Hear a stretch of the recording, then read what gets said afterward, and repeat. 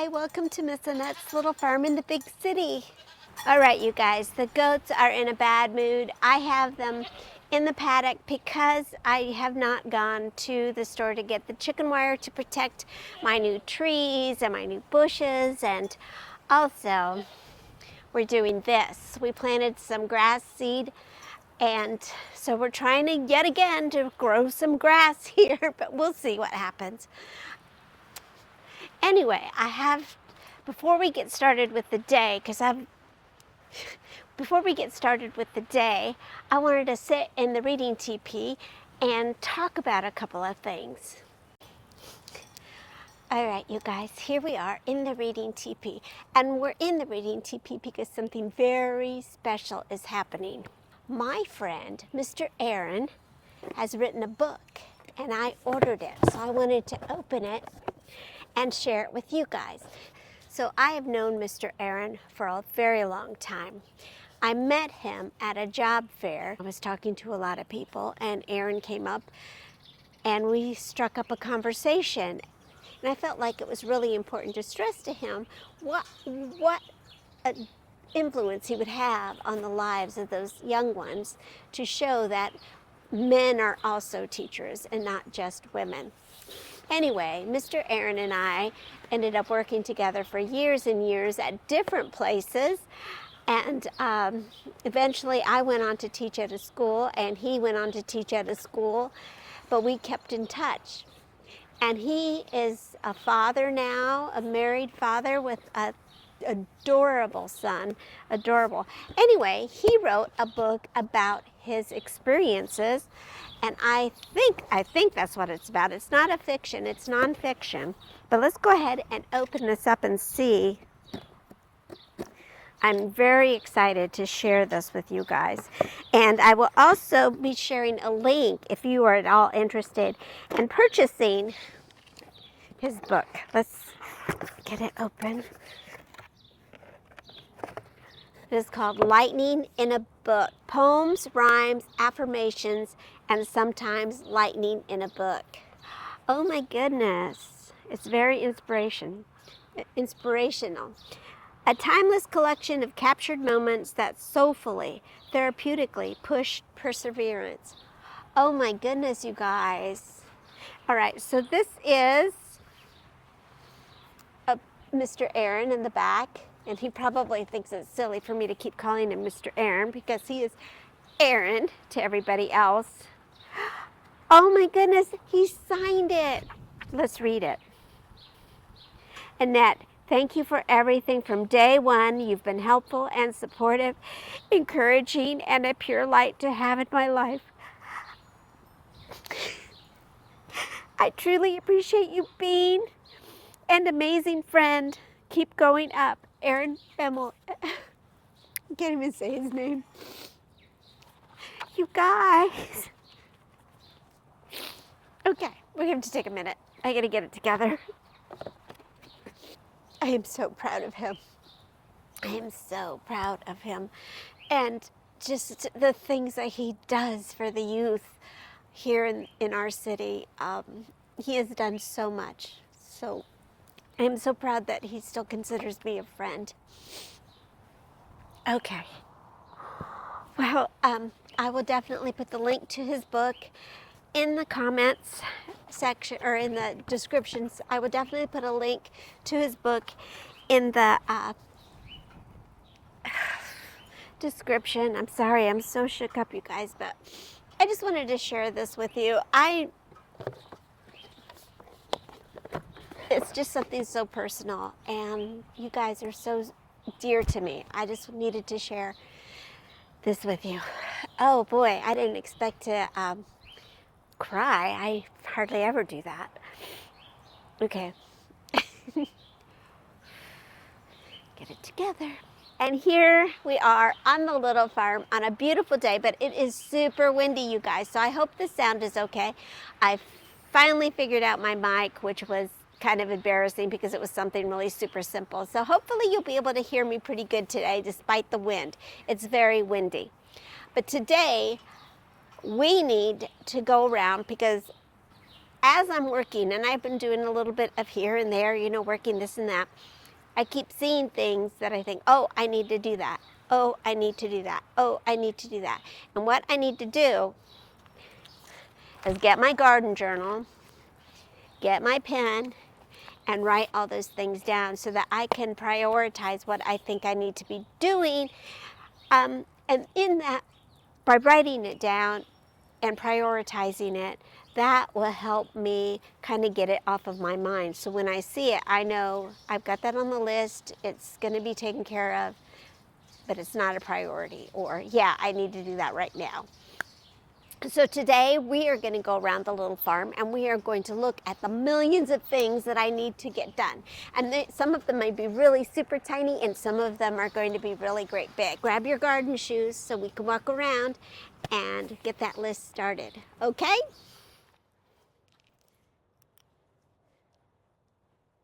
Clear area for medicinal garden.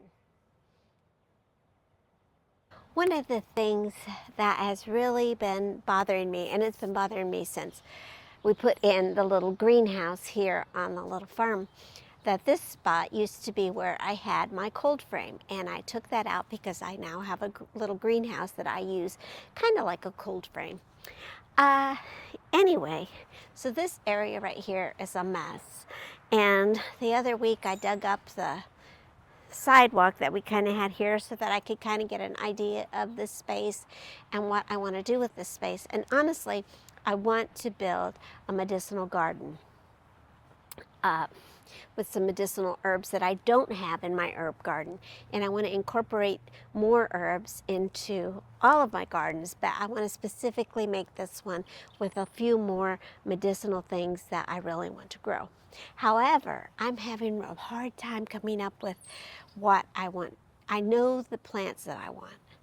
I just don't know how I want to do it.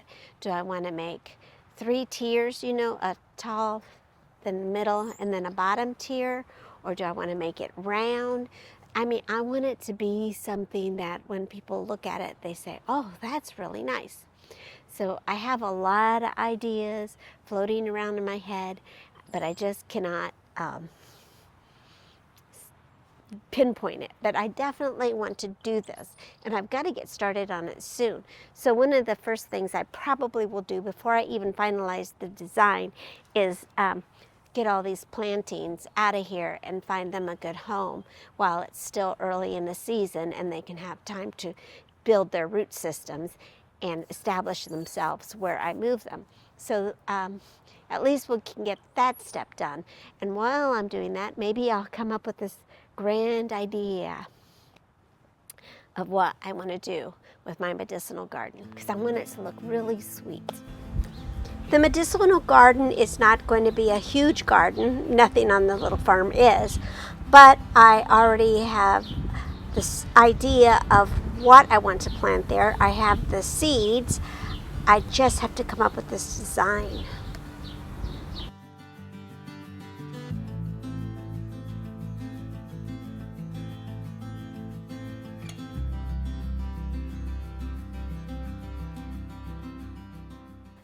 The biggest thing on my list is the garden, on this garden adventure. But it does need some sprucing up because of the windstorm and because of the little pieces of wood that I had, the pea gravel. They're all every which way from the ground, freezing and thawing and freezing and thawing. So I do have to do something in the garden. I just have to think about it a little bit more. I don't know why I'm so wishy-washy about the gardens this year. I'm very proud of the vegetable garden soil. I have been working on it for years, and last year I put a cover of leaf litter over the top of it, and it really seems to be healthy, full of worms, and the soil just is full of microorganisms that are really going to help my plants this year.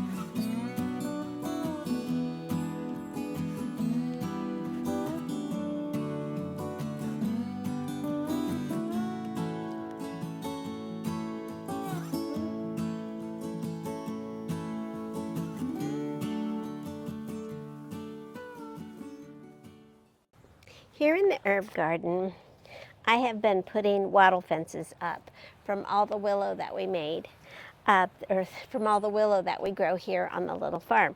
And every winter, because the animals get to free graze during the wintertime, they get the run of the yard, they really do a number on it. So I need to repair, because I really do like the way the wattle fence looks.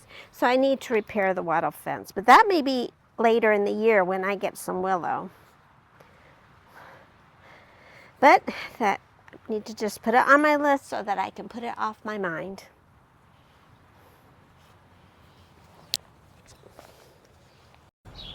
The herb garden already has a few perennials coming up, and I'm really happy about that. I have some oregano and some catmint coming up. I just decided I don't want the bricks here anymore, and I want to pull them out because I feel like they're taking growing space. So I want to pull them out of here and pull them out of here, and I don't know, I just get ideas and decide to do them, and I can always put them back if I want, or I can use the bricks to build something like a medicinal garden. I'm still ruminating on that, but I do want to move these bricks out. I made this about 2 years ago, and I love it, and our visitors, when they come, they love it, but it's in disrepair, so I really do need to do something to fix it. I think I'm going to have to scrape it and repaint the top, and then put some sort of sealer over the top so the water doesn't ruin it anymore.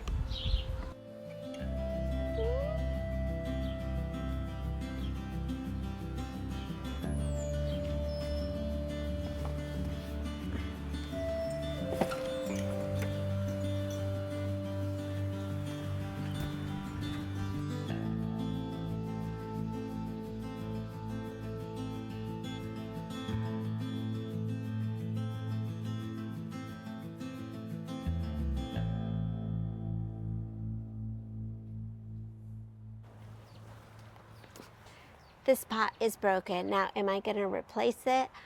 I really like this pot, so I'm going to try to repair it. And if I can't repair it, then I don't know. But I think I might be able to repair it with some E6000 maybe, or I have to do some research, but I do need to repair this pot. So that is going to go on my list. Repair the pot. Also, I need to get new mulch for this area because this mulch has been, it's faded and it's been kicked up from the animals, so we don't have a lot. So replace mulch.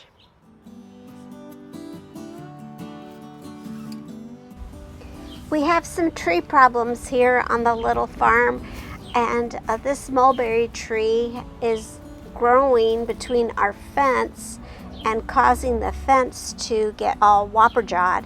So I would really like to get this tree cut down, not just because of that, but because it's a mulberry tree and it's just kind of one of those trees that aren't very good trees. And then this poor evergreen tree, this hemlock, is just all bent over because it's fighting that mulberry tree for sunlight, which is really kind of sad. So I don't know whether we'll cut both trees down or just cut one tree down, but it does need some attention.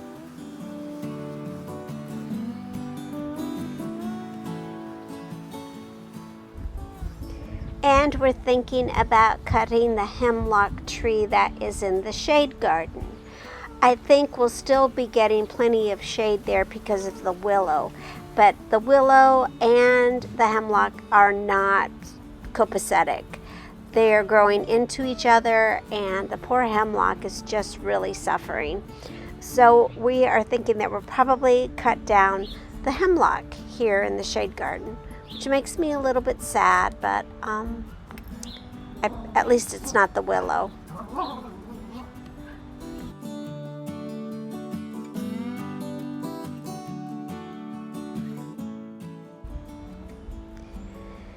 The shade garden is so pretty, but there's also a tree in the paddock that needs to be cut down, and there's a pine tree that has just been massacred by the guys that do the electrical lines.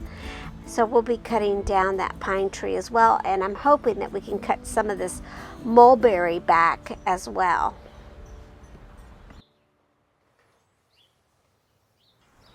So you all, we're back in the reading teepee, and it is still a beautiful day.